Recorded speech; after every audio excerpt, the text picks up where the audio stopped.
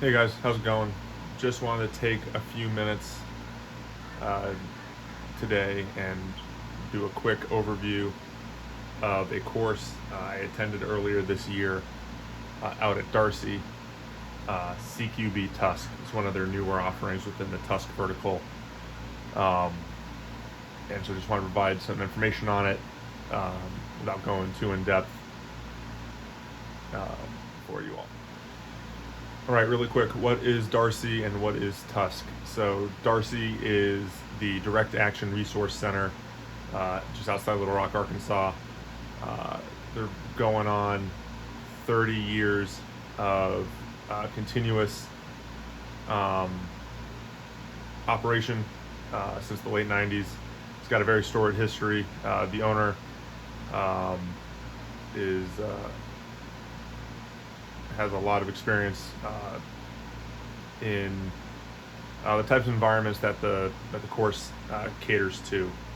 TUSC is its open enrollment. I believe it stands for Tactical Urban Sustainment Course, and it is the open enrollment side of the house that you can attend. And there's a bunch of subcategories of TUSC as well. So there's OG TUSC.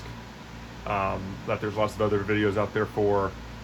They have designated marksman, tech, and they have CQB-TUSC now as well. So the first thing I'll say is yes, it is a CQB course for civilians. The baseline for the course is the assumption that the class may have people in it who have never done CQB before. I was fortunate. Everyone in my class had done it before, either through the same course or just prior experience through work, which made the class really fun because everyone was on more or less the same page. Skill-wise, there were no egos in this class, and so we came together really quickly and solved the initial problems presented quick enough that it challenged the instructors in a good way. That made the class really fun. But it is a CQB course for civilians. What it is not is it is not a hostage rescue course. It is not a large-scale combat squad platoon size element, battle drill 6, enter and clear a room. It is not a military how to take down a structure type of course. It is a small unit, 4 to 9 people, let's say, in a survival scenario like the rest of TUSC, where you have to most likely enter a building and search it for supplies. So how do you do that as a team while maintaining security? And your intent is to enter the building, find what you're looking for, and leave without making any contact. And what actions you take on contact, how do you do it depending on how many people you have, up to, hey, your group of, your small community, your readiness group, your survival preparedness group, some bad actors have now taken a home in your neighborhood, and they are actively engaging you. Hey, a gang or cartel might have a small footprint in an area. Again, in this scenario, not in current areas of law and order, but like without rule of law. And hey, these guys are, actively, causing problems in your area. How do you go out and you remove that threat, in a very low number situation? So when you look at your 3 or 4 to 1 ratio, right, you're looking at like 1 or 2 enemy, and then how does your plucky band of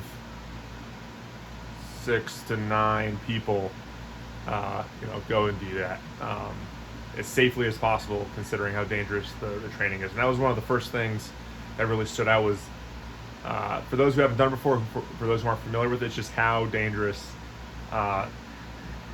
that type of engagement in close combat can be. The whole course is sims or simunitions, force on force, with a live op board. There is no live ammunition in the course. And even that, knowing the pros and cons of using simunitions, it was very eye-opening into the necessities of it, and rather how to preferably do everything you can to avoid having to go into that building. Again, in a non-hostage rescue environment. And the course did not touch on hostage rescue. This is not the course for that. Some things to think about with the course is it is not a shooting course per se, but there is a accuracy, shot placement criteria of sorts. Being good with a rifle, being familiar with a rifle in daylight, low light, night vision if you have it, being very technically competent with your weapon system is only going to make the course easier. If you are new to firearms in general, I would not take this course, because you are going to be overwhelmed, and you're also just going to make it really hard for the rest of your team. And it is a team event in terms of coming together and solving these problems. That being said, it is a learning environment, and the scalability of difficulty can be ramped up and down based on how the class is doing. So if you are competent with firearms, you've done a couple competitions, you know how to be safe, you've got good muzzle awareness, but you've never done CQB before, which is probably a lot of people, and you want to do the course, sign up for it. It's great. Go for it. It's a great opportunity to kind of dip your toe into the water. The instructors were excellent. Some of the best instruction I've had. They were very down to earth, very approachable. They were not treating it like a selection event. They were not treating it like, you had to earn a right to pass the course. It was 100% them instructing you, and your ability to grasp it and learn was their main priority. There was no badge keeping or tab protecting or anything like that. It was very professionally done, while having a very positive learning environment. Length of time of the course. So this course was 6 days. You start Monday morning, you get done that following Saturday afternoon. So it's a little longer than some of your standard TUSCs. But honestly, the length is necessary to do everything that you need to do and do it well and get the reps necessary without skipping over some stuff that would have been key. Additionally, unlike some of the other TUSC courses, it is not a camp out on the island overnight situation. You are released each night to go back to a hotel or whatever. So you are not pulling security at night. You're not doing anything of that. It is a gentleman's course in that sense. But what I'd also like to say is what it's also not is it is not a level 1 or a level 2 or an AUW style course that DARC puts on in their closed course. Things to bring to this, they give you a packing list. There's not like a layout or anything like that, so if you choose not to bring something, that's on you. I brought the carrier you see in front of you, my battle belt, helmet nods, swapped the NX8 out on my 12.5 GPR and put a dot in it since it was all close quarters. I mean, the furthest shot I think that was taken the whole course was maybe 20 yards. Maybe 20 yards. And again, Sims are not the most accurate projectile weapon out there, and so the range is limited. And since the focus is engaging in and around structures, the NX8 was not the optic for it, just for the learning purposes of it. But bring the rifle you have. They have bolts, UTM or not UTM, but sim bolts that you can borrow for the class. You're not expected to have your own. If you do have your own, you can bring it. You don't need to bring a sim pistol. They have some you can borrow if you want them. Sim pistol's use was fairly limited. Just like what you'll hear sometimes when people talk about like mil sim airsoft stuff is the biggest detriment to the course, and it's not a nature of the instruction or the instructors or the facility, is just using sims. If you're not taking care of your weapon system between iterations, you will have sim issues. some of the guys in the course had a lot of round stacks. Some of them had a lot of malfunctions. I was fortunate that all I did was swap my A5H2 green spring combo down to just an A5H1 and use good Gen 3 PMags and just kind of downloaded them a little bit. So instead of maxing out 30 rounds, I'd do like 27 or 28 total in the scenarios that allowed me to have that many rounds total. And I only had one malfunction that was sim related the entire course, and that was because a round popped in my chamber and then jammed up the follow-on round, and I cleared that out, and it was no issue after that, and I cleaned my rifle and it was good to go. But weapons maintenance is key if you're not familiar with simunitions. All right, so is this course for you? The first thing I would say is, do you have a week to be away from your family or your work, time-wise? If you do, then cool, that's the first step. And if you don't, like, that's not the end of the world. Sometimes you just gotta wait a little longer. If you have done TUSC before, or any of them, or been Darcy before, and you want to try one of the newer courses, I think I was course number 4. I think they'd done 3 prior to mine. If you just enjoy doing, CQB stuff, if you're part of a group and you're trying to learn it better, so you can go back and you can kind of help expand the knowledge base to your friends group, just for your own group's readiness. If you want some inputs into how to establish SOPs and TTPs for your own little group, that again are built around only having 4 to 6 people or 4 to 10 people, this is a very good course for that. If you were looking to go there and just have a body part measuring contest, if you understand my drift, or if you're going there thinking that you're going to become a hostage rescue expert after this, or you're going there because you want to learn how to go get your buddies and go like conduct a direct action raid somewhere else as soon as it hits the fan, this probably isn't the course for you.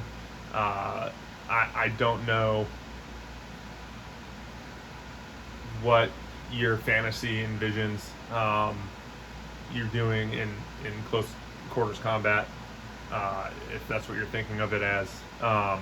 This course is a very practical, hey, people live around buildings. If it all hits the fan and you've got a small group and you have to enter a building for whatever reason, hey, this are some good TTPs, especially when you may have to grab people that you are not super familiar with, how you manage your forces skill ratio, how you mitigate risk, and how you get in and get out with the whole team alive. This is not necessarily a Hamas is attacking and there's a platoon's worth of enemies somewhere and we're going to go take them out. At best, if that was the scenario that you would unfortunately find yourself in, it's, hey, how do we hold what we've got and stop someone from doing that? But you don't have the people to actively do a combat clear in that sense. So this is very much worst case scenario has already happened if you're in a TUSC scenario in real life, and then on top of that, okay, now we got to go into a building and find something critical, and you've already exhausted essentially every other option in terms of achieving that end state, and so now you've had to commit to entering a building. So how do you do that safely? Overall, guys, highly recommend it if that's something you're considering. Definitely worth it.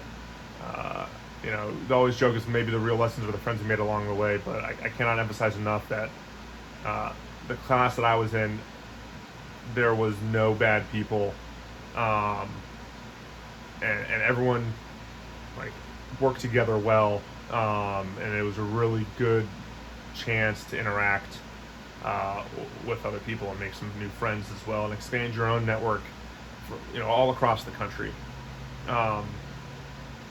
So yeah, definitely enjoy it. Definitely looking for an opportunity to get back to the island at some point in the future, whether it's for another TUSC or something else. All right, guys, and then last bit of advice is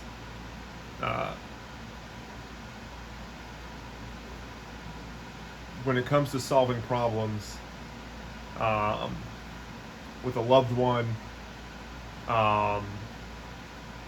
or working through something, growing your relationship, unaddressed sin is going to be your biggest hindrance. And it can either be unaddressed sin where you have not brought something up to someone, or and asked for forgiveness, or you did something and they're dwelling on it, and being proactive. And so if you were feeling convicted about something, or something you've done to someone in the past, even if it's a long time ago,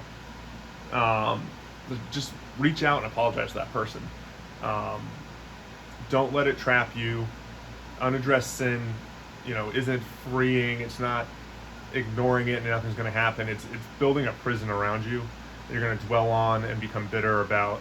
And the only way to beat it and break that stronghold down is through facing it, voicing it, and asking for that forgiveness from that person. And that's what the Lord calls us to do, and He loves us for it. So that's all I got for tonight. Thanks, guys. I took a minute, but now I'm back in it.